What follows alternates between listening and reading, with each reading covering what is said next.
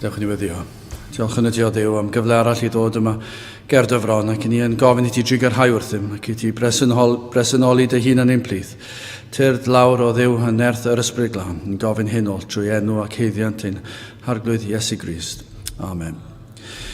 Dewch ni ddechrau trwy droi at ein llyfr Carolau, rhif 29. Wel, dyma'r newydd da a lawen ycha'r cla, Meseia Gad, Alpha ac Omega yw, a chibwr dynol ryw, fe'n dŵg i'r nefoedd yw, at Dduw ein tad. Rhif 29 gen i sefyll i'w chanu.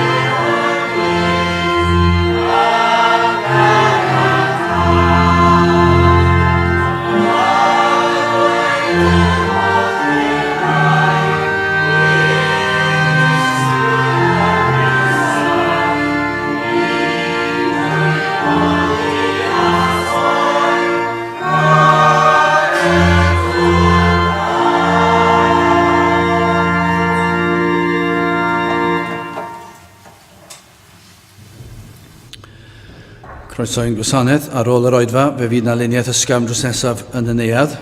Fe fydd ein cwrdd gweddi misol, sydd fel arfer yn cael ei gynnal ar y drydedd nos Iau o bob mis yn cael ei gynnal nos Iau yma. Felly Rhagfyr 15, nos Iau am hanner awr wedi 7 drws nesaf yn y neuadd fyddwn ni'n cynnal ein cwrdd gweddi. Fe fyddwn ni hefyd, os dyw am yn cynnal ein gwasanaeth nadoligaidd. Fe fydd na gwasanaeth ar ddydd nadolig am hanner awr wedi 3 gan fod yn ddydd Sul.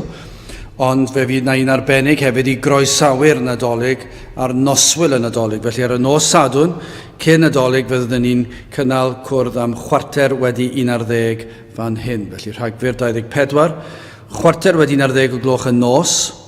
Fe fyddwn ni'n cynnal oedfa i groesawu'r nadolig ac gobeithio fydd yr oedfa honno hefyd yn fyw ar y we ar gyfer y rhai na fyddant yn gallu mynd allan amser na'r nos. Fe fydd ni'n cwrdd oedfa nesaf yn cael ei gynnal pnawn Sul am hanner awr wedi 3. Nawr wrth i'r casgliad gael ei gymryd, gwn ni ganu tra'r ein heistedd Carol rhif 30.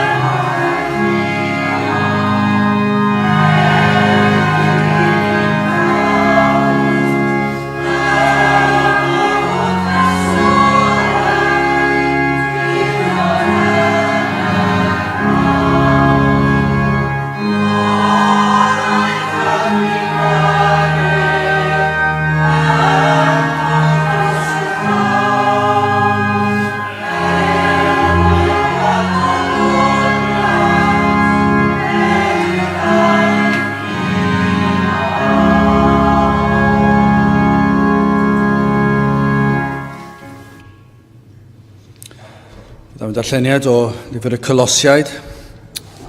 Colosiaid yr ail benod ac yn dechrau yn yr adnod gyntaf.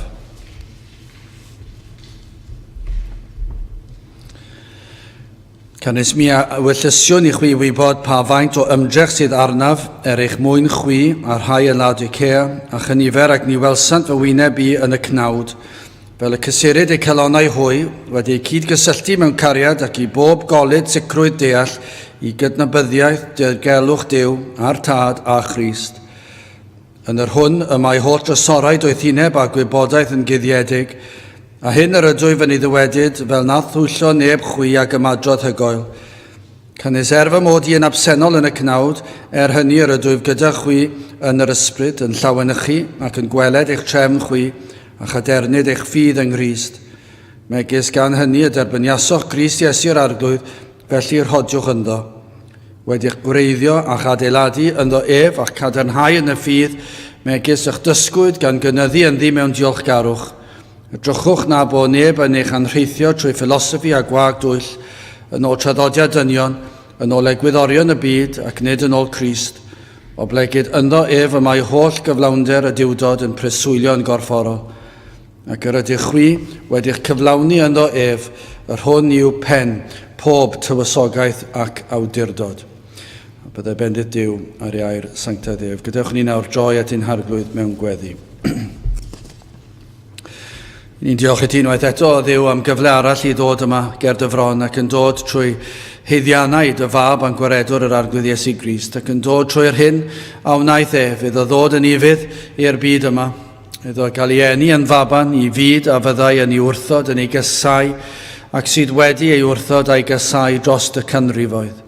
Ac eto Dduw I ni yn ddiolchgar iddo ddod ac iddo ddod a chyflawni dy holl ofynion di, dy gyfraith iddo gadw bob un rhan ohoni, ac o Dduw iddo fyw yn berffaith yn llwyr yn ein lle ni, ein mwyn ni, gymerodd ein cosb ar y groes o Dduw, ac ni'n diolch I ti am galfaria, am yr adeg honno pan bu Grist farw ar y groes ac iddo gymryd dy ddigofaint di am ein camweddau ni arno ei hun. Ac felly o Dduw I ni yn diolch I ti am yr ffordd iachawdwriaeth yma sydd wedi ei ddarparu ar ein cyfer i'r arglwydd Iesu Grist, wneud y cyfan ein mwyn ni.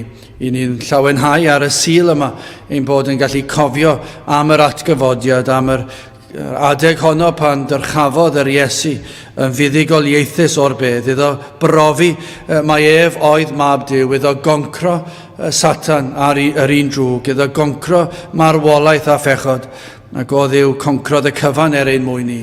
Ac felly o Dduw I ni yn dod yn hyderus gan fod gennym iachawdwriaeth mor gadarn, mor sicr, ein bod yn pwyso yn llwyr ar heiddiannau dy fab a'n gwaredwr yr arglwydd Iesu Grist. Ac felly o Dduw I ni yn gweddio bydd yr ffordd iachawdwriaeth yma yn cael ei chyhoeddi yma ac ar hyd y lled ein gwlad, ac yn gweddio Dduw lle bynnag y mae dy blant yn ymgynnull, yn ffyddlon o amgylch dy air di, ni yn cyflwyno nhw ac yn gweddio byddi di yn bendithio bob yr un. I ni'n gofyn I dy blant I brofi dy bresenoldeb yn y canu, yn y darlleniad, yn y gweddio, yn y pregethu, ac hefyd o Dduw yn y cymdeithasu ar ôl y bydd na ymwybyddiaeth ohono ti. O Dduw, ni'n gweddio ar ei ti fadden ni mor aml y mae'n llygaid yn troi o ddiarnat, ac o Dduw yn dod I di ac yn ceisio dy wyneb eto gyd mor aml I ni yn anghofio troi'n golygon tuag ata ti, ac yn gweddio felly ar ei ti fadden ni am hyn, ac yn gofyn I ni deimlo dy agosatrwydd atom ni yma, I ni deimlo dy bresenoldeb yma yn ein plith, trwy gydol yr oedfa, cadw ar un drwg I ffwrdd, I ni mor ymwybodol o Dduw, mor hwydd, mor sydyn mae'r un drwg yn gallu dod a peri bod ein meddylu yn crwydro. A sut mae blinder corfforol yn dod trostom ni mor aml mewn oedfa ac eto gyd pan I ni yn nghanol pethau'r byd, does dim blinder yn agos I ni, ond eto gyd pan I ni yn ceisio dy wyneb di yma na rhyw blinder hyfedd yn dod drostom ni. Ni yn gweddio Dduw ar ei ti gadw'r blinder hwnnw I ffwrdd, yn gweddio ar ei ti nerthu ni I geisio dy wyneb gyda'n holl nerth. O Dduw, tir lawr arnom, tywallt ysbryd arnom ac ar draws ein gwlad ni, yn ystod y cyfnod yma o'r Nadolig, I ni yn gweddio Dduw y bydd llawer yn dechrau ystyried pwrpas y dathlu yma, pwrpas yr holl digwyddiadau sydd yn digwydd bod y mwyafrif llethol wedi anghofio, mae cofio am enedigeth ein gwaredwr a dy fab y maent fod i wneud. Ond o Dduw, i ni yn ddiolchgar bod na ryw gydnabyddiaeth ac yn gweddio y bydd na ryw linell o garol neu rhyw emyn neu rhyw ddarlleniad neu rhywbeth fydd yn peri i bobl ystyried dy air di ac y byddant yn dechrau ceisio dy wyneb di. O Dduw, i ni yn gweddio am y rhai a fiodd yma gyda ni yn y blynyddoedd a fi, ac eto Dduw wedi cael ei dysgu am y pethau cywir ac yn gwybod am pwrpas y Nadolig. I ni'n gweddio wrth iddynt fod yng nghanol y byd a'i holl furi a a'i sŵn. I ni'n gweddio Dduw y byddant yn cofio am y prif bwrpas y dathlu yma, ac wrth iddynt fod yng nghanol pechodau'r byd, i ni yn gweddio daw na argyhoeddiad o'i pechod ac y bydd na edifeirwch yn digwydd. O Dduw, trigar hawr ddim, rho ffydd i ni ddisgwyl pethau mawr, i ni'n cyflwyno yr wythnos yma i'th ofal di, ni'n cyflwyno'n cwrgweddi i'th ofal di, ac yn gofyn i ti fod yno gyda ni paratôn i nawr, i ni'n gweddio byddi ti'n rhoi ar ein cylonau nawr, yr hyn yr wyt ti am i ni weddio amdano. Tyd felly, bendithio ni, tyd lawr ein plith, i ni'n gofyn hyn oll trwy enw ac heiddiant ein harglwydd Iesu Grist. Amen.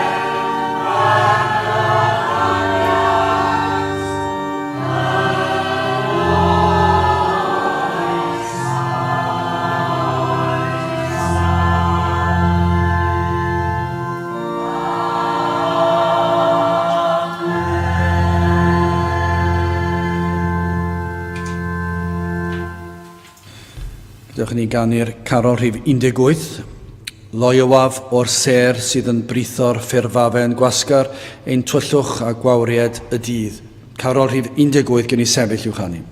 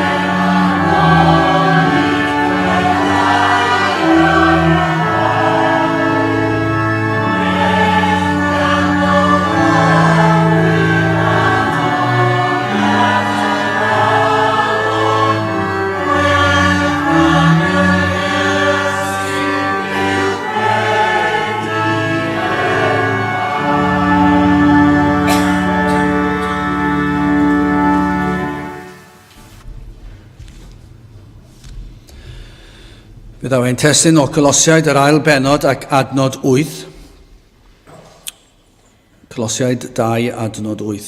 Edrychwch na bod neb yn eich anrheithio trwy ffilosoffi a gwag dwyll, yn ôl traddodiad dynion, yn ôl egwyddorion y byd, ac nid yn ôl Crist. Nawr, mae derbyn cyngor ar y gorau yn gallu bod yn rhywbeth anodd. Pan yn dymuno derbyn cyngor, mae yn haws efallai, pan i chi eisiau cyngor, pan i chi mewn penbleth ac ddim yn siŵr o beth i'w wneud, mae yn tipyn haws os ydych chi eisiau cyngor pan i chi'n gofyn amdano fo. Mater arall yw os ych chi'n cael derbyn cyngor ac nad yw ar hyn i chi eisiau glywed, mae'n fater wahanol. Ond mae yn haws o leia i dderbyn y cyngor os ych chi wedi gofyn amdano.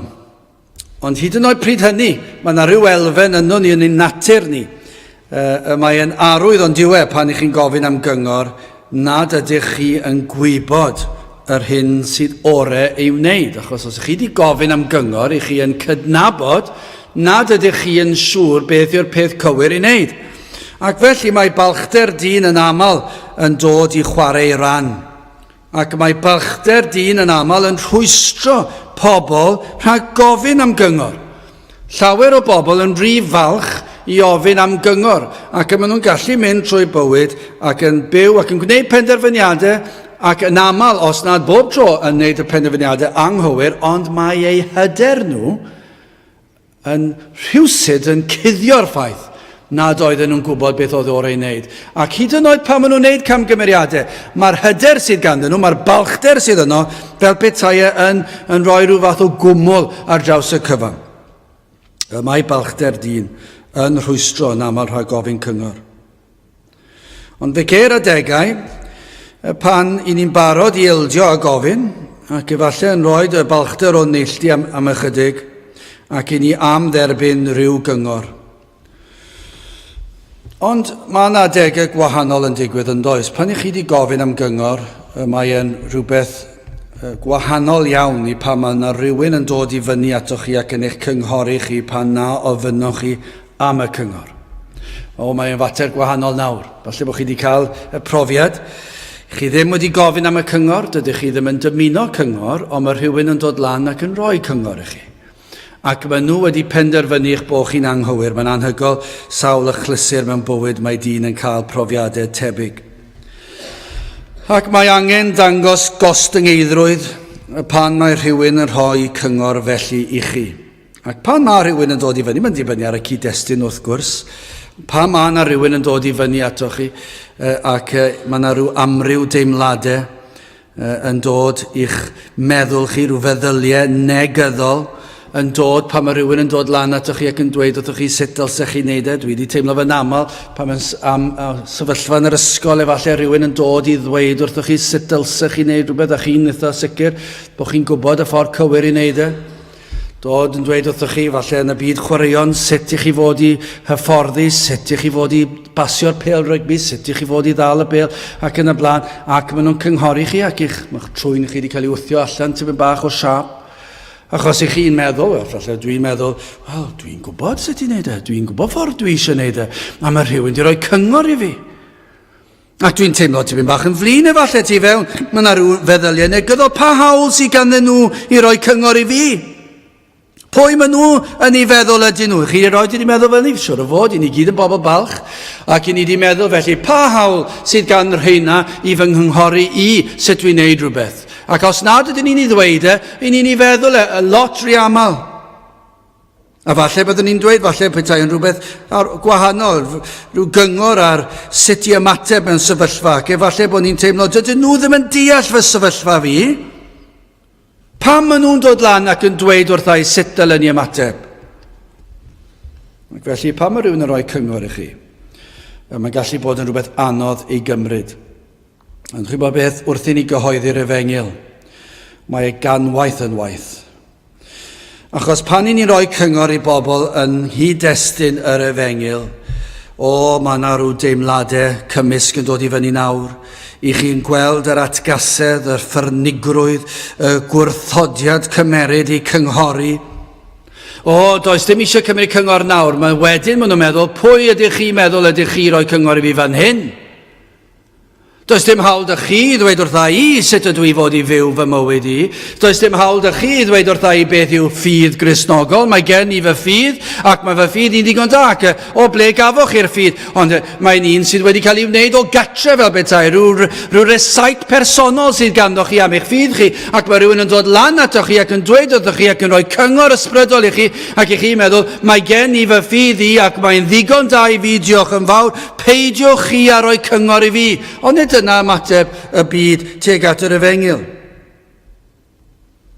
Mae yna wylltio, os ni'n dweud wrth rhywun ac yn cynghori nhw, mor bwysig yw gwrando ar yr Efengyl, neu mor bwysig yw cadw'r sul, mor bwysig yw dilyn canllawiau moesau yr Efengyl, byddwch yn ofalus. A beth sydd yn digwydd? Mae yna wylltineb yn dod, mae yna gasineb yn dod, a mae yna atgasedd, ac mae yna rwystredigaeth, mae yna'r holl ragfarnau yn dod i'w meddyliau nhw, ac mae nhw'n grac. Dydw I ddim eisiau cael fy ngynghori. Peidiwch chi a cynghori fi, diolch yn fawr I chi. Dwi'n gwybod yn ddigon da. Dwi'n gwybod beth ydw i'n credu. Dwi'n gwybod sut dwi fod I fyw. Mae wedi siwtio fy mam yn had, mae wedi siwtio fi, ac fe fydd yn siwtio'r plant ar ôl. Ac maen nhw dyma sut i'n mynd I fyw. Does dim sail i'r hyn maen nhw'n ei ddweud. Maen nhw wedi wneud I crefydd lan.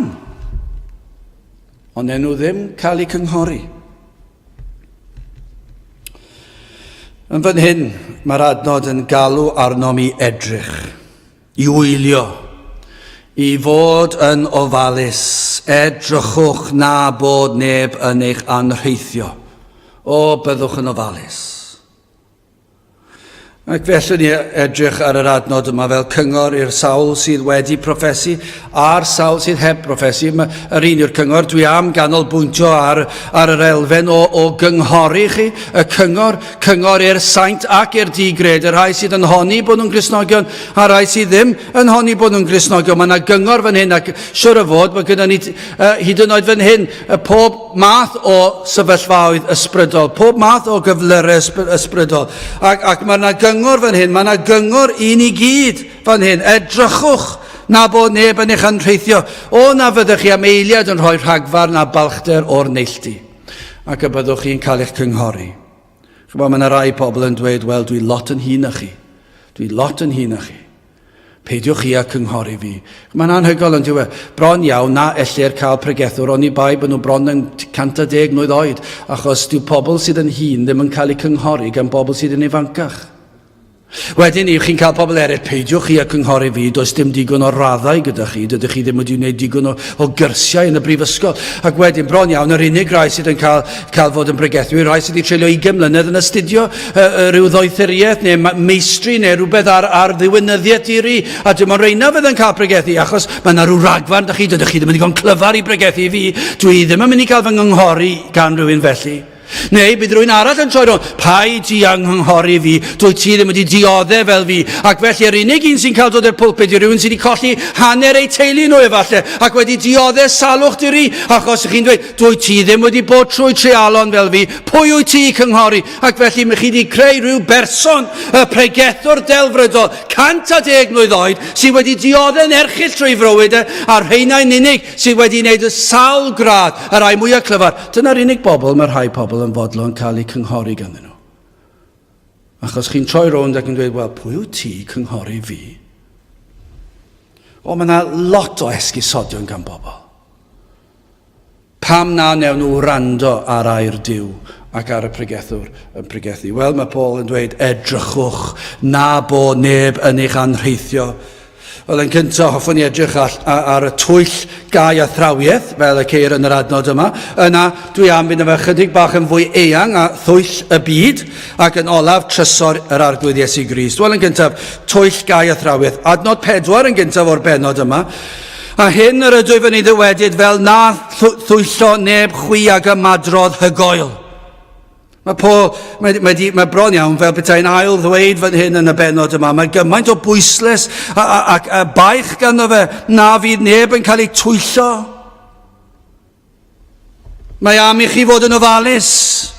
bron iawn, allwch chi ddim angen pledio gyda chi, i chi gallu gweld y sefyllfa. Mae yna sawl i ni wedi bod yna, ni wedi bod yn pledio gyda rhai ni caru nhw, sydd yn aelodau yn teuluoedd neu'n gyfeillion dros blynyddoedd, ac i ni'n pledio gyda nhw, byddwch yn ofalus.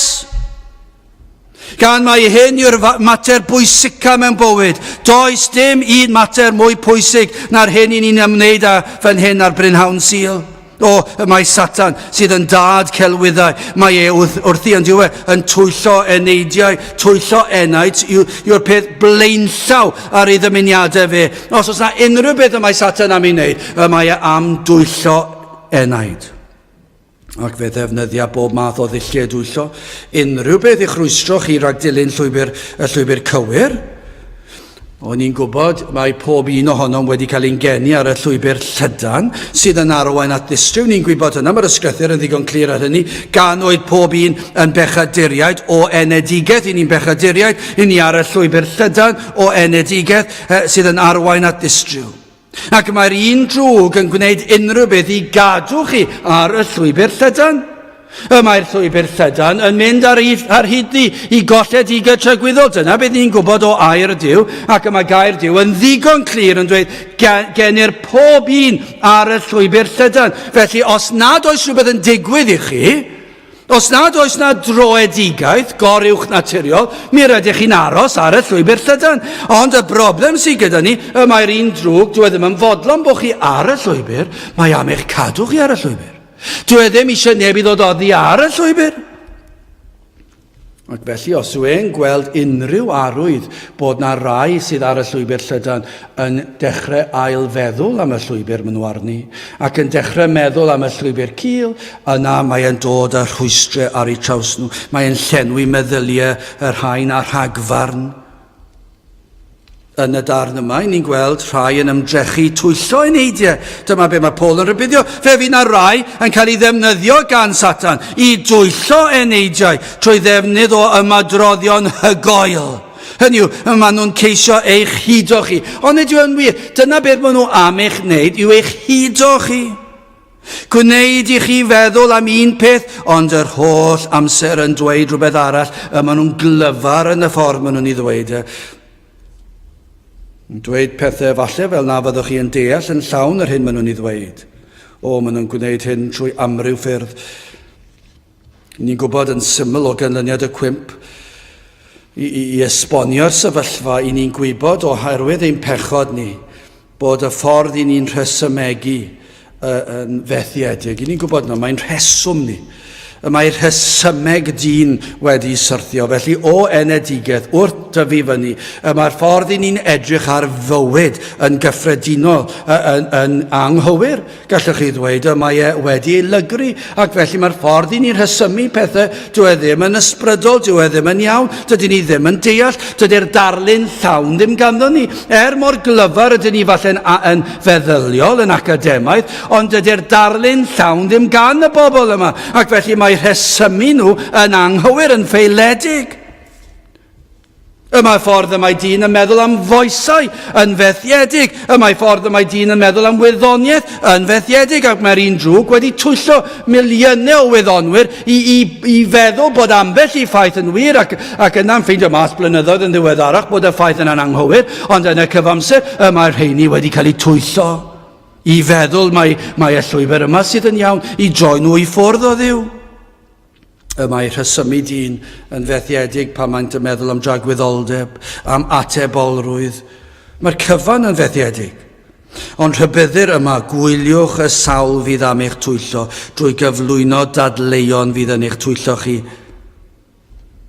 Fe fydd yn eich arwain chi at y safbwynt anghywir. Mae hwn mor frawychus. I ni'n ei weld ym mhob twll a chornel o gymdeithas. Chi'n meddwl bydd pobl yn gofyn i chi beth sydd yn iawn. Falle bod chi'n meddwl hynny, beth sydd yn iawn ar ôl yr holl bethau mae'n ni'n clywed. Mae yna gymaint o syniadau, o safbwyntau, o athroniaethau, o grefyddau, gymaint o bethau. Pa un sydd iawn? Pa un sydd yn gywir, oes na rhywbeth yn iawn? Efallai bod yna rai wedi dod i'r pwynt. Mae yna gymaint o athroniaethau amrywiol, philosophy dyn a syniadau dynol. Ac mae nhw mor fethiedig, ac mae nhw yn dod mor fyr o ogonion Duw. Ac eto gyd falle byddwch chi'n gofyn, a oes yna un sydd yn iawn? Achos yn aml iawn, be mae dyn wedi penderfynu wneud, gan nad oes unrhyw syniad gan ddyn, y mae'n dweud, efallai bod pob un yn iawn. Falle bod pob un yn iawn. Wedi'r cyfan. Falle bod yna elfennau o bob crefydd yn iawn. A dyna'r lefel i ni meddwl. Wel, mae Paul yn dweud, edrychwch na bod neb yn eich anrheithio trwy philosophy a gwag dwyll, yn ôl traddodiad dynion, yn ôl egwyddorion o byd, ac nid yn ôl Crist. Rhybuddir chi, peidiwch a cael eich dal. Dyna beth yw'r elfen fan hyn. Peidiwch a cael eich cipio, eich anrheithio. Peidiwch cael eich cipio fel ysglyfaeth anifail gwyllt. Chi bod, mae darlun yma o anifail yn dod ac yn ymosod ar anifail arall ac yn ei laddau ac yn ei lusgo fe nôl i'w gartre, falle i'r coed. I le o ddiogelwch lle maen nhw'n gallu bwta yr cig ac yn gallu cael ei bwydo. Ac felly'r darlun yma, peidiwch cael eich cipio fel ysglyfaeth a cael eich dwyn ymaith. Neu fel yng nghanol rhyfel yn cael eich cipio yn ôl fel ysbail i deyrnas y gelyn. Efallai bod chi wedi cael eich dal yn y frwydr ac yna chi'n cael eich arwain, eich clymu, eich dwylo cael eich clymu at ei gilydd ac yn cael eich llusgo, yn cael roed yn y carchar, yn y deyrnas y gelyn ac yna i chi ymhell o gartre ac i chi wedi cael eich cipio yn rhan o'r ysbail yma. Mae'r gelyn wedi gael, maen nhw'n dwy'n eich eiddo chi, eich dillad chi, eich bwyd chi, maen nhw'n mynd â chi hefyd ac yn eich llusgo chi nôl i'w teyrnas nhw. Dyna'r darlun, peidiwch a gadael i'r gelyn eich dwyn chi. Neu fel rhywun yn dwyn trysor yr efengil oddi arnoch. Falle dyna ffordd arall o edrych ar hwn. O peidiwch a gadael i neb i ddwyn trysor yr efengil oddi wrthych chi. Dyma'r peth fwyaf gwerthfawr. Felly peidiwch a cael eich cipio i'r byd, neu peidiwch gadael i rwy'n i ddwyn yr efengil oddi arnoch chi. Mae yna gymaint i ni wedi gweld o sydd hwnna wedi digwydd. Mae wedi digwydd o dan ein trwynau ni. Ond ydy wedi digwydd? Sawl un i ni nabod, mae'r un drwg wedi cipio oddi dan ein trwyno ni ac wedi mynd â nhw i'r deyrnas y gelyn ac wedi llusgo nhw i'r byd, neu maen nhw wedi cymryd sain yr efengil o'i clyw nhw, dydyn nhw ddim yn clywed yr efengil dim mwy ac maen nhw wedi cael ei dwyn, wedi cael ei anrheithio. Dyma'r pethau mwyaf gwerthfawr. Mae'r un drwg allan am waed o'n ydyw e. Mae allan i ddinistrio. Mae'r posibilrwydd o gael eich twyllo, mae mor rwydd. Dim ond gwisgo'r twyll yn ddeniadol sydd rhaid i'r un drwg. Dim ond rhoi ymddangosiad da ar y celwydd, ar gau athrawiaeth. Mae mor rwydd i ddod â rhyw athrawiaeth bach neis i'r gynulleidfa, i'r bobl sydd yn gwrando. Ac yna gwely'r llawer yn troi ato. Mae mor rwydd yn diwedd. Mae mor rwydd wneud yr efengil yn lot fwy poblogaidd. Newid y ffordd i chi'n canu tipyn bach, newid bwrdwn y neges, ddim i wneud e mor blwmp ac yn blaen, ac ddim i sôn gormod am bechod ac i ddod â gobaith mwy aml mewn, ac mae'r elfen yma'n dod mor aml, ac mae'r byd yn mynd ati, ac mae'r un drwg yn dod ac yn denu chi. Hyd yn oed yn yr eglwys i ni'n ei weld be mae Paul yn dweud, gofalwch am y bleiddiad sydd wedi gwisgo mewn gwisg defaid. Dyna be mae'n dweud mewn geiriau eraill, gofalwch na chewch eich anrheithio. Mae'r un drwg yn mynd i ddod wedi gwisgo fel dafad ac mae'n mynd i'ch twyllo chi ac yna chi'n mynd i sylweddoli yn rhy hwyr mae bleiddiaid ydynt. Dydy'r rhain ddim yn dod, y rhai sydd yn twyllo, dyn nhw ddim yn dod yn gweiddi ac yn rhio. Mae gai athrawon ydynt. Dyn nhw ddim yn dod i ddweud wrthoch chi bod nhw'n mynd i'ch twyllo chi a'ch dwyn chi ffwrdd. Dyn nhw'n mynd i ddweud na. Ond ymhen amser fe fydd yn rhy hwyr erbyn hynny, lle maen nhw wedi gwneud difrod yn yr eglwys. Maen nhw wedi dod â gai athrawiaeth i fewn. Maen nhw wedi rhoi fwy o pwysles ar ddyn, llai o bwysles ar yr efengil ar gar yr arglwydd Iesu Grist. Ac maen nhw'n dysgu'r hyn nad yw yn wir trwy philosophy a gwag dwyll, yn ôl traddodiad dynion, yn ôl egwyddorion y byd ac nid yn ôl Crist. Byddant yn pwysleisio'r hyn sydd yn dynol, rhesymeg dynol sydd yn apelio at feddwl balch dyn, rhywbeth gallwch chi ei wneud, ei feddwl, ei ddatrys. Os ydy'r efengyl yn cael ei newid yn rhywbeth ych chi'n gallu meddwl amdano, a gweithio fe mas a datrys y peth. Enghraifft, fe fyddwch chi'n gallu yn rhwydd iawn mynd lawr y trywydd mor hyfryd i'w clywed am negeseuon am greadigaeth ac yn y blaen. Ond dychmygwch beth o'n i'n mynd trio mynd ati i berswadio pobl am y greadigaeth mae Duw sydd wedi creu y byd. Wel, gallech chi berswadio unrhyw un, mae digon o dystiolaeth ar gael. Dwi ddim yn mynd i fod lot o waith i berswadio, achos mae'r ffeithiau yna, ond dwi ddim yn mynd i newid dim, mae'r enau dal yr un mor golledig. Dydyn ni ddim eisiau mynd ar y trywydd hynny, ond dyna'r broblem y mae'r eglwys wedi mynd lawr y trywydd o'r rhesymeg ddynol a dod o fe mewn i'r efengyl. Rhywbeth y gallwn ni wneud, ticio'r bocs, os ydw i'n gwneud hyn a'r llall yna, popeth yn iawn. Ac felly, beth sydd wedi digwydd, ni'n gweld llawer yn cael ei denu i'r math yma beth. Dyna oedd Paul yn ei weld yn ei amser yr oedd na'r rhai yn dod mewn ac yn twyllo'r bobl, ac yn newid yr efengyl, ac yn newid yr addoliad, ac yn newid beth yw Cristnogaeth, ac yn dod â elfennau eraill i mewn. Pan mae dyn yn dadlau yn ddearol i egluro'r ysbrydol y dwyfol efallai, chi'n meddwl rhai efallai sydd yn credu gan na all dyn wneud dim allan o ddim byd, yna amhosibl yw i Dduw wneud pethau felly, ac chi'n gallu gweld mae'r rhesymeg dyn sut fedrith unrhyw un wneud rhywbeth allan o ddim byd, ac os na fedra i wneud dim byd allan o ddim byd, dydy Duw ddim yn gallu creu y byd allan o ddim byd, ac felly mae'r rhesymeg dynol yn dod i fewn, ac maen nhw'n dweud felly nid oes yna Dduw, neu os oes yna Dduw, mae yn Dduw ar fy lefel i.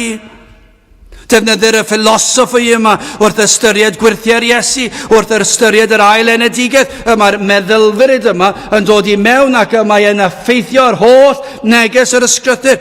Mae dyn felly, os ydyn nhw ddim yn gallu credu yn y greadigaeth, dyn nhw ddim yn mynd i credu yn y gwirthiau, yna dydyn nhw ddim yn credu yn yr ail enedigaeth bod e'n rhyw brofiad ysbrydol goruwch naturiol.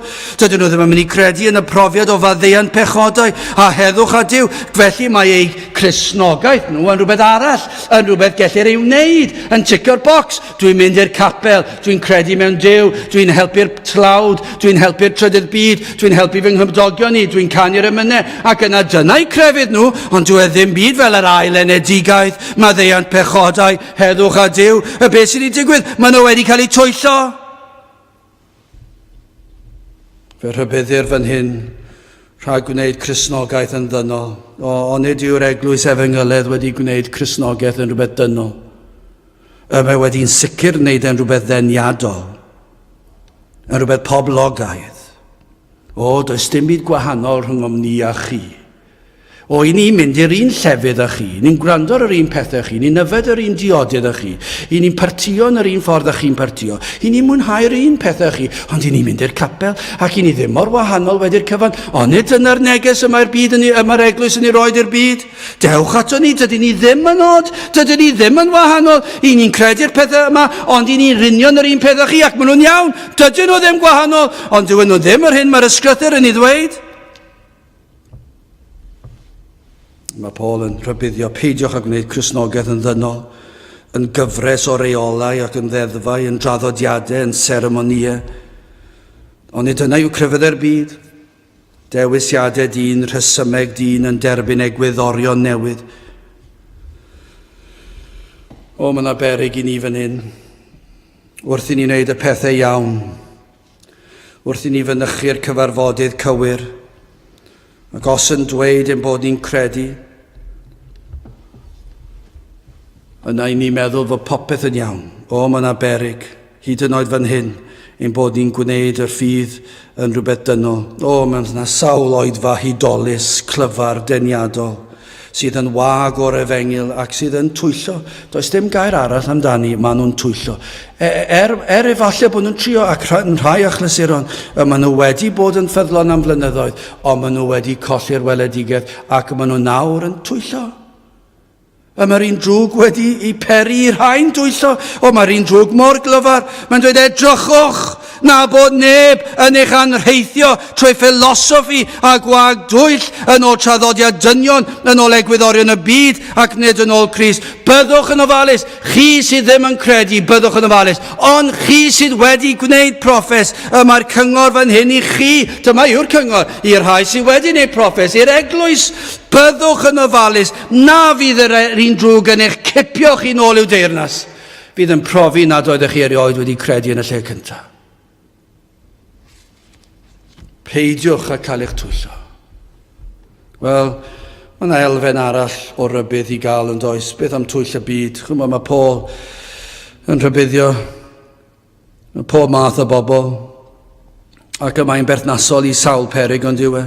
Byddwch yn ofalus o unrhyw athrawiaeth nad yw yn wirionedd. Unrhyw grefydd nad yw yn ganolbwynt o gwmpas Crist. Unrhyw beth sydd yn cadw Crist allan o'r canog, yna byddwch cadwch i ffwrdd ohono. Unrhyw ffydd Gristnogol sydd ddim yn gyfan gwbl wedi ei seilio ac yn cyhoeddi Crist, byddwch yn ofalus ohono. Gweddiwch y cewch eich arwain, dyma'r cyngor, gweddiwch y cewch i eich arwain, ac na fyddwch yn cael eich twyllo i dderbyn yr hyn nad yw yn wirionedd. Dyna beth yw bwrdwn Paul. Chi fan hyn sydd yn ifanc efallai. Falle rai anoddau i gynghori. Mae yna rhyw falchder mewn pobl ifanc ond oes na. Ac i ni'n gallu dweud hynny achos mi roedden ni hefyd, pob un ohono ni'n ifanc 11. Ac doedd dim gwahaniaeth rhwng ni na nhw. Felly be bynnag yw ein hoedra ni, ni'n gallu dweud hyn, i ni'n gwybod beth oedd y fel i fod yn ifanc. Ac o bob oed, mae yna rhywbeth am falchder yr ifanc. Mae yna rhywbeth am yr arddegau hynny. 12, 14, 15, 15, 15, 19, 15, 20. 11 y blynyddoedd hynny. O, dyna i chi falchder. Dyna chi anodd cynghori rheini. Dwi'n gwybod popeth. Dwi'n gwybod atebion i bob dim. Dwi'n gwybod be dwi eisiau. A beth sydd yn frawychus yw pan mae'r byd sydd ohoni, fel bethau nhw'n dweud, bod rhaid i'n rhoi fwy o llais ac mynd yn ifancach ac yn ifancach. Ac chi'n meddwl, mae rhaid yn mynd i dewis, heb cael profiadau bywyd, dewis pwy sydd yn mynd i arwain o wlad ac yn y blaen, ac yn meddwl, a di'r rhain wedi cael digon o profiadau. Dydw i ddim yn digon gwleidyddol i wybod yr ateb i hynny, ond yr unig beth dwi'n gwybod yw hyn, nad yw yr ifanc yn hawdd ei cynghori.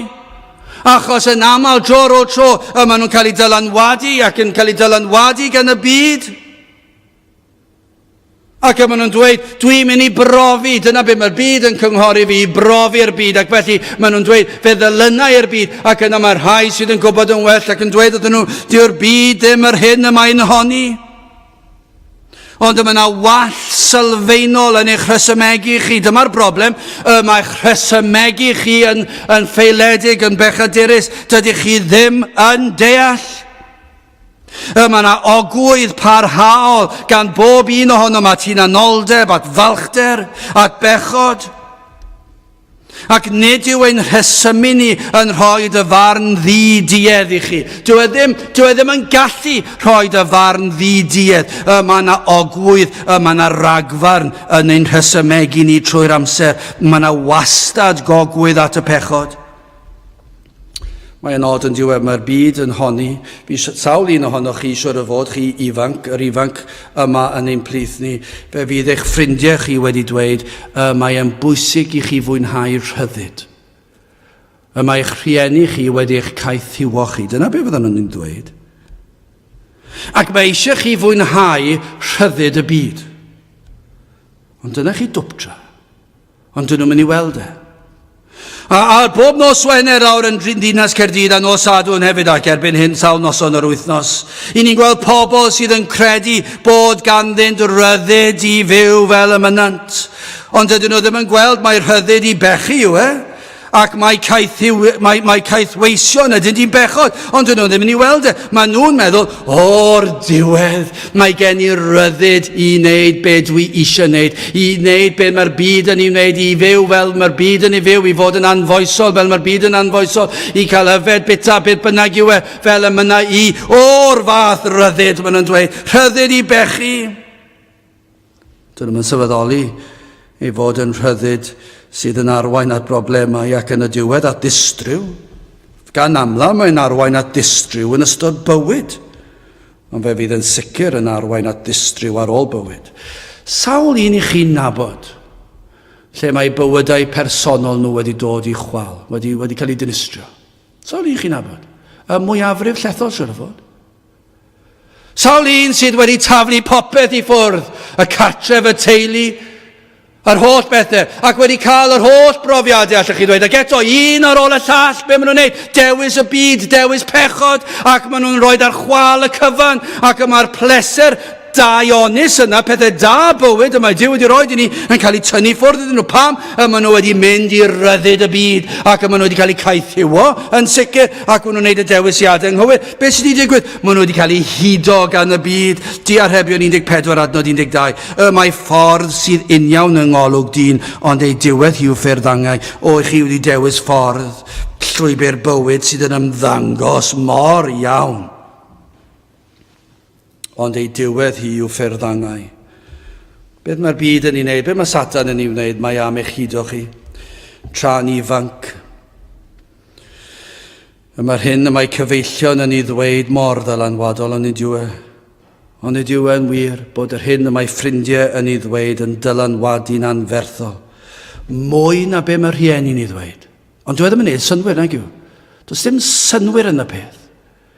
Fod na rhywun 14, 15, 16, 17 sydd heb unrhyw brofiad bywyd yn gallu rhoi y fath bwysles, y fath ymdrech i berswadio pobl i ddod gyda nhw'r byd, ac yna mae eraill, rhieni neu cyfeillion neu pobl hŷn sydd wedi cael profiadau ac yn eich cynghori chi, peidiwch am mynd nawr y trywydd yna, ond pwy sydd yn ennill y dydd? Ffrindiau sydd heb brofiad. Dewch ymlaen chydig y flynyddoedd a dilynwch i llwybrau nhw, edrychwch pa mor hapus yw nhw. Dwi'n yn siŵr be fydd y canran, ond fydd yna ganran anferth fydd wedi dinistrio hapusrwydd bywyd, oherwydd y llwybr maen nhw wedi ddilyn, ond maen nhw wedi cael ei hudo, ac mae'r rhai fan hyn yn cael ei hudo. Ond i chi dweud yma beth mae mwyafrif yn ei wneud, ac os yw'r mwyafrif yn ei wneud, mae'n rhaid i fod yn iawn, ac maen nhw'n eich perswadio chi gan fod pawb yn ei wneud. A'r hyn i chi'n ei glywed ar y teledu, ond nid yw yn ei hudo chi. Mae'r teledu yn hudo pobl a rhaglenni, chi'n meddwl mai dyma yw y norm. Chi'n meddwl mai dyma sydd yn dderbyniol. I chi'n gweld gŵr a gwraig, falle mewn rhyw ffilm neu rhywbeth, ac mae un yn anffyddlon. Beth i chi'n meddwl? Dyma'r norm, dyma sydd yn iawn. Os i chi wedi cael llon bol ar eich gwraig, ewch am un arall. Dyna be mae pawb yn ei wneud, neu'r wraig. Os i chi wedi cael llon bol ar y gŵr, ewch am un arall. A dyna yw'r norm. Dyna be mae'r byd yn ei ddweud wrthych chi. Mae'r teledu'n dweud wrthych chi. Os i chi wedi cael digon ar rhywun, ewch i rhywle arall. Os i chi eisiau mynd allan a meddwi, dyma'r norm. Pam? Mae bob un rhaglen yn dangos ddiodfeddwo a unrhyw beth. Chi'n gweld gwleidyddion, chi'n gweld nhw yn ei cyfarfodydd pwysig, a pan chi'n mynd rhyw clip ar y teledu yn dangos nhw'n siarad yn anffurfiol. Be sydd yn ei llaw nhw? Y glased o win, neu cwrw, neu beth bynnag. A beth mae hwnna'n dweud wrthych chi? Mae'r ddiodfeddwol yn dderbyniol, mae'n iawn. Mae wedi dynistrio cenedl cyfan, mae wedi dynistrio cenedlaethau o bobl, ond mae'r byd yn dweud, mae'n iawn i fynd allan a partio, ac maen nhw'n gwneud jocs am y peth. So bob tro chi'n gwylio'r teledu, beth sydd yn digwydd? Mae'n eich hudo chi bod tor priodas yn dderbyniol, fod anfoesoldeb yn dderbyniol, fod meddw dod yn dderbyniol, ac fod twyllo yn y gwaith yn dderbyniol, ac mae'r teledu, mae'r papur yn newydd, mae'r holl gymdeithas yn gweiddi allan. Ond nid yw caneuon pop. Be mae caneuon pop yn canu amdano? Mae'r math o gerddoriaeth yn eich hudo chi i anfoesoldeb gan amla. Beth am y geiriau?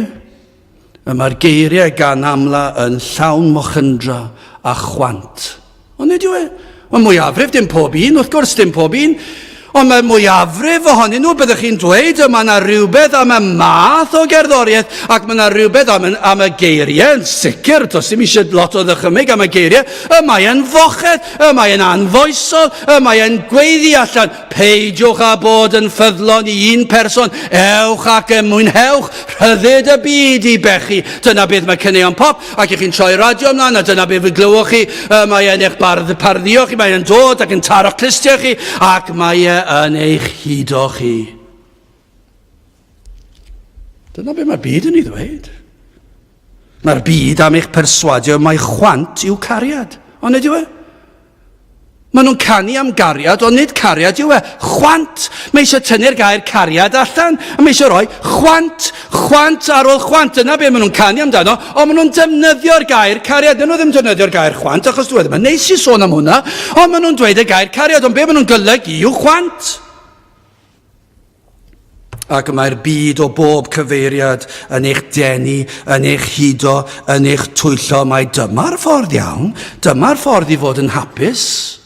Ond beth dyn nhw'n sylweddoli, dyma'r ffordd i chi golli'ch teulu chi, dyma'r ffordd i chi golli sefydlogrwydd, dyma'r ffordd i chi cael afiechyd. Ond dyn nhw'n dweud yna, dyn nhw'n dweud y peth yna, dyma'r ffordd i ddod â tristwch, maen nhw'n dweud dyma'r ffordd i chi gael rhyddid. Pwy sydd fod yn gaeth i fywyd llym fel hyn ar y llwybr cul, ac maen nhw'n creu y llwybr cul i fod yn afiach ac i fod yn rhywbeth erchyll. Pwy sydd wedi gwneud hyn? Mae'r un drwg wedi twyllo, yn dweud. Yn y rhai ohonoch a rhai sydd wedi bod yma yn gwybod mai ffals a thwyllodrus yw y byd. Fe fydd rhai ohonoch chi fan hyn prynhawn yma yn gwybod bod yr hyn i ni'n ei ddweud yn gywir. A mae'r rhai sydd wedi bod yma, ond ddim yma bellach, petawn nhw'n dweud y gwir, mi fydden nhw hefyd yn dweud, i ni'n gwybod bod chi'n dweud y gwir, mae gwag a thwyllodrus yw'r byd. Ond eto, maen nhw'n parhau i ddilyn y llwybr honno. Dyna yw natur cael eich hudo. Dyna beth yw cael eich hudo. Dyw e ddim yn gwneud synwyr. Ond i chi wedi cael eich hudo gan y byd, mae'r pŵer mor bwerus. Pan yn mynd yn gwbl groes i'r hyn sydd yn gwneud pob synwyr, dyna'r unig gair allech chi ddefnyddio yw wedi cael eich hudo. Dyma yna eraill. Dyma'r peryg arall yw pan ych chi'n cael eich twyllo i feddwl dim. Peidio gwneud dim. Chi gymaint llawn cwestiynau, chi'n meddwl, wel, y peth gorau i mi wneud yw beth am claddu fy mhen yn y tywod. Mae'r temtasiwn y byd yn ormod i lawer. Yn gwybod yn wahanol. A penderfynu mae'n ormod i feddwl amdano.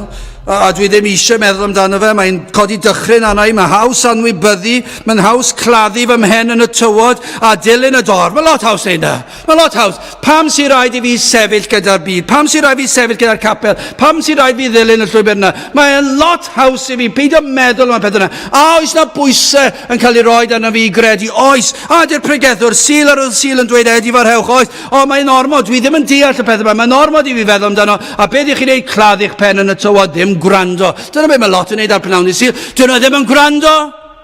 Mae'r pen yn mynd lawr. Maen nhw ddim yn gwrando. Maen nhw'n switcho bant. Maen nhw'n mynd i gysgu. Mae rai yn fwriadol yn mynd i gysgu bob prynawn i syl. Ac ddim eisiau clywed gair Duw. Mae rhaid i stopio dod yn llwyr. Pam?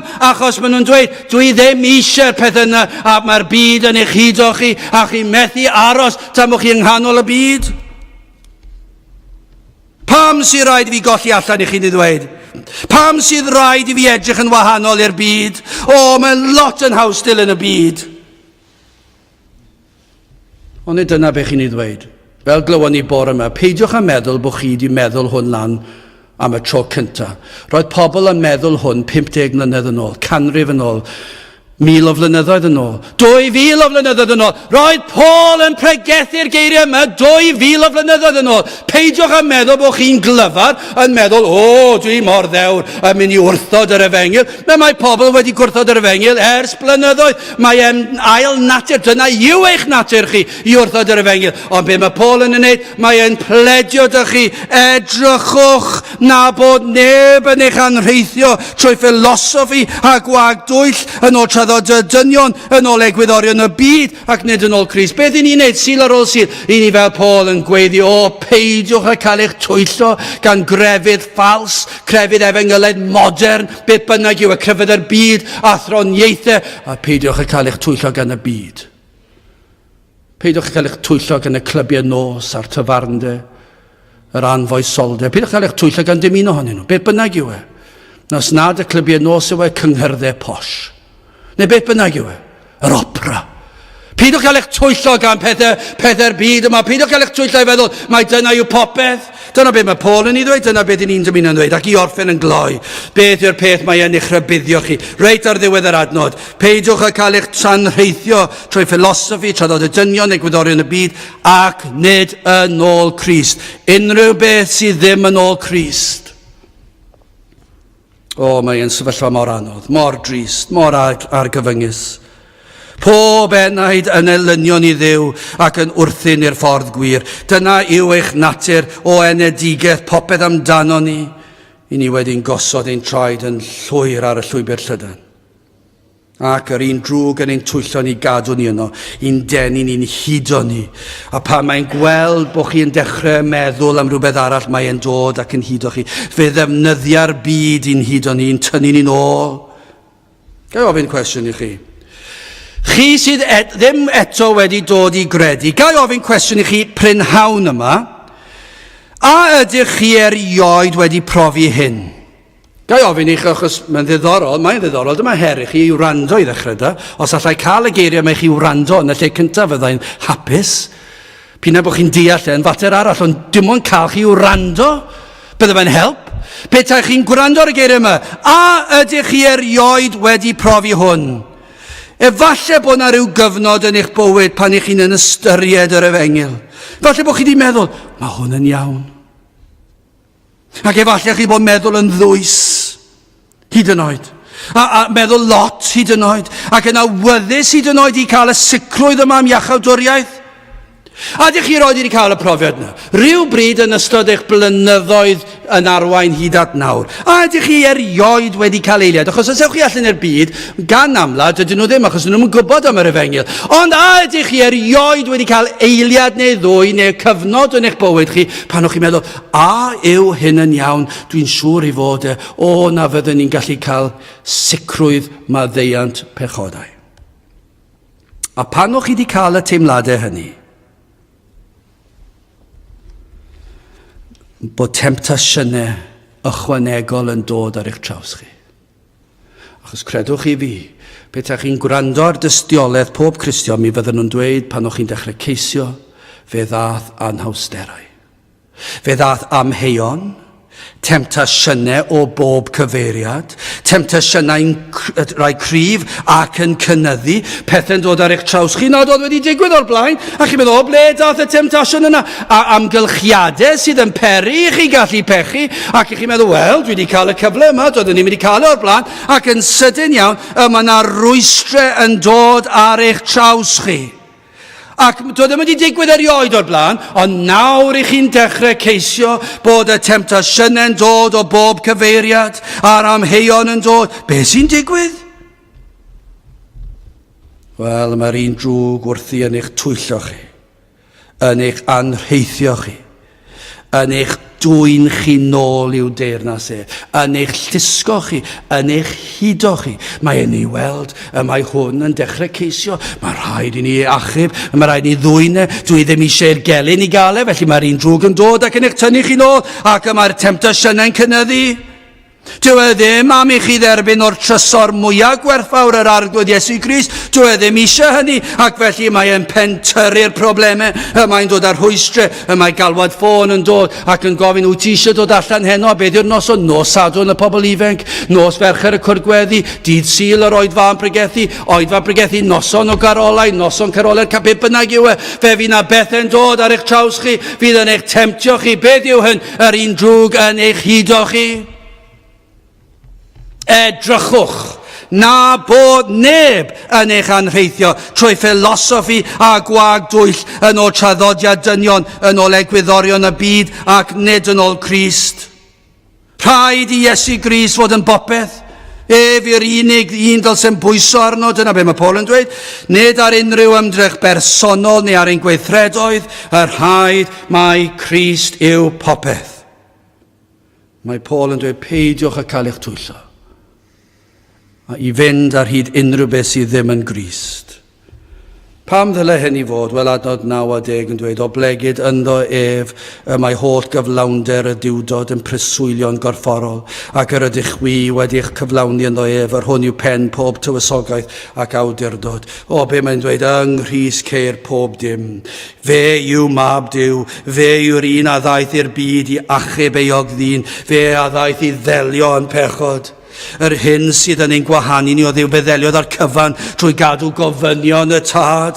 Y gyfraith yn berffaith, dyna be gadwodd e. Iesu Grist yw'r un a gymerodd ein cosb arno ef ei hun. O, pan ath ei galfaria ar y groes, fe gymerodd e holl ddigofaint y tad. Dim ond ef byddai'n gallu diodde'r fath gosb.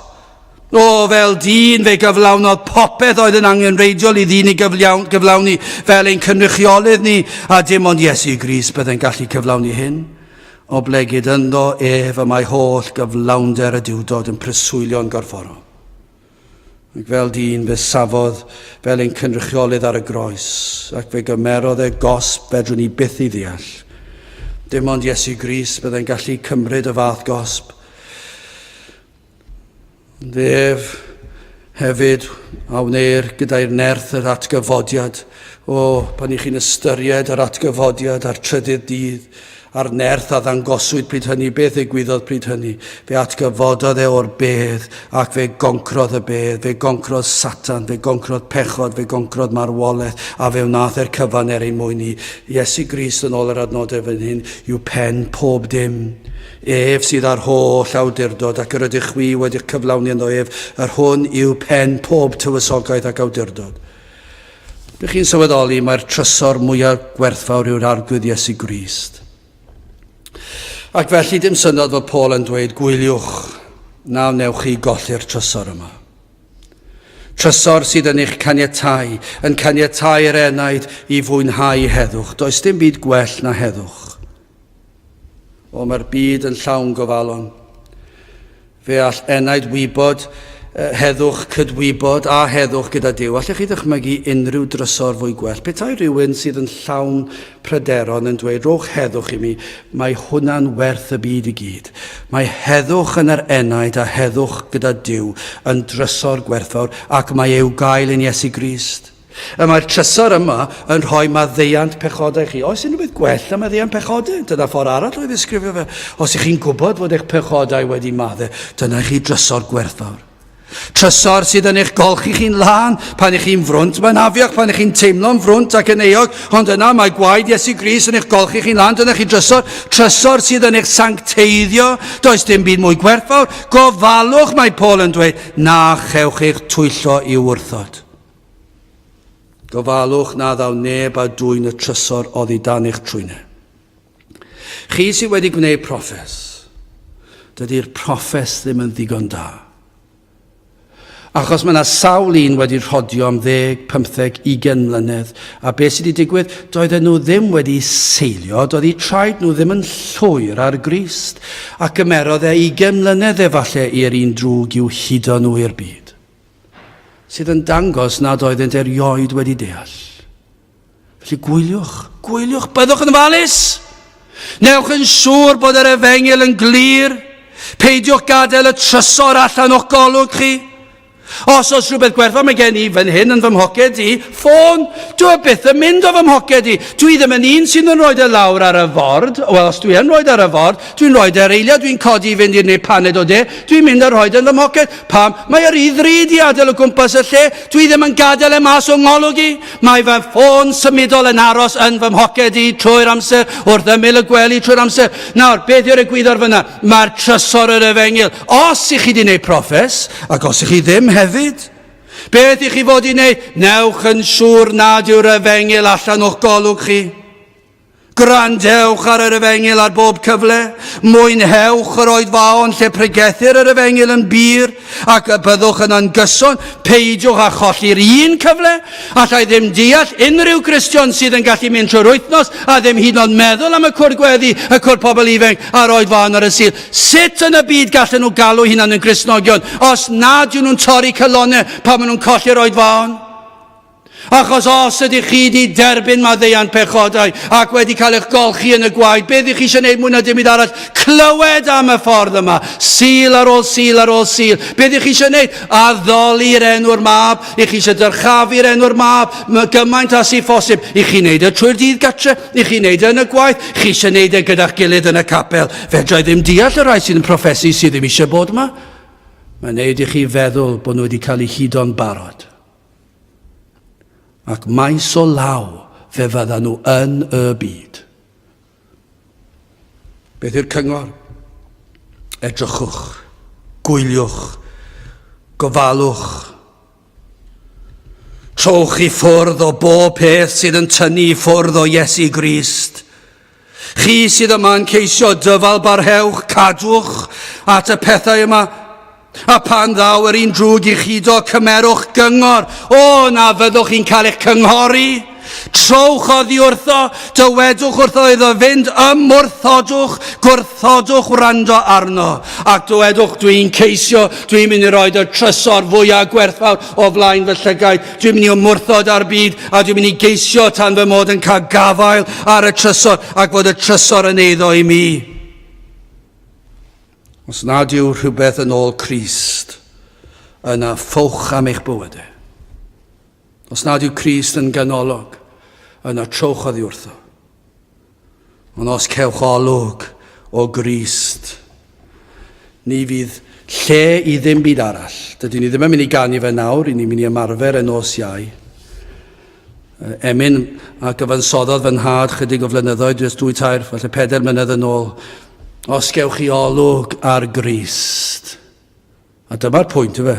Faint o bobl sydd wir wedi cael golwg ar Grist. Os nad oes awydd gyda chi i foddi eich hun ymhethau Duw, yna dydych chi ddim wedi cael golwg ar Grist. Mae'n amhosib. Mae'n amhosib. Mae'n rhaid, os ydych chi wedi cael golwg, ac os ych chi methu bod yna oherwydd amgylchiadau, mi fyddwch chi'n dymuno bod yna, ac fyddwch chi'n gwneud gymaint ag y gallwch chi yn eich catre i cael golwg arno. Ac felly, does dim eisiau ni roi rhyw fath o cyd-destun iddo fe. Fe fydd pob un Cristion yn dyheu am cael Crist yn ganolbwynt i'w fywyd. Ces olwg ar fy Iesu yn wyneb cariad Duw. Ydych chi wedi cael golwg ar eich Iesu? Ar y gwaredwr, ces olwg ar fy Iesu yn wyneb cariad Duw. Gweld dyn yn ei drieni heb obaith am gael byw. Cyrhaeddodd cynllun diwdod mewn plentyn yn ei gryd. Angylion mewn mawr syndod. Gweld gobaith nawr un byd. Ydych chi wedi cael golwg ar yr Iesu? Ydych chi wedi cael golwg arno? Chos dyna be mae Paul yn ei ddweud. Edrychwch, na bo neb yn eich anrheithio trwy ffilosoffi a gwag dwyll, yn ôl traddodiad dynion, yn ôl egwyddorion y byd, ac nid yn ôl Crist. Ac felly mae'r rhybydd, peidiwch y gadael i'r byd eich twyllo. Ond hefyd, peidiwch y gadael i'r byd crefyddol eich twyllo. Peidiwch y gadael i'r athronwyr a crefyddau eich twyllo, ond peidiwch y gadael i'r byd efengylaidd eich twyllo chi. Peidiwch y gadael i'r byd efengylaidd i ddweud wrthoch chi fe gewch chi wneud proffes a fod yn fydol. Achos twyllo hwnna, yr un drwg yn eich hudo chi. Achos os ych chi'n dod at Grist, yna Crist yw popeth, a rhaid ymwahanu o'r byd, a rhaid bod yn sanctaidd, a rhaid fod yn selog, rhaid cael Crist yn nghanol popeth. O, cymerwch eich cynghori. Edrychwch, gwyliwch, a gwnewch yn siŵr mae Crist yw popeth. Ac os nad ydych chi wedi cael golwg ar Grist, yna gofynwch, o Dduw graslon, ac o'r llygaid fe enaid i weled fy angen am Grist. Dyna beth chi eisiau gofyn, ces olwg ar fy Iesu yn wyneb cariad Duw. Gadewch i ni weddio. O Dduw, i ni yn gofyn i ti i rhoid y golwg hwnnw o'r Iesu, i'r rhai sydd erioed wedi weld e o'r blaen. Ac ar ôl i weld e o Dduw, gad i ni weld y trawsnewidiad llwyr yn ei bywydau nhw, fydd y cwrgweddi'n llawn. Ac fe fydd dim un eiliad o dywelwch lle fydd pobl yn galw allan i ddiolch i ti am iachawdwriaeth, ac i ganu dy glodydd, ac i ddod â deisyfiadau ger dy fron. Ac o fydd y canu, bydd y to yn codi gyda'r canu yn diolch i ti am faddeuant pechodau. O Dduw, rho olwg o'r Iesu yr ywrai heddi. I ni'n gofyn yn ôl trwy enw ac heiddiant i'n harglwydd Iesu Grist. Amen. Gadewch ni orffen ein gwasanaeth trwy ganu'r carol rhif 28 i noson braf serenog bu cynnwr yn y nef. 28 gen i sefyll i'w chanu.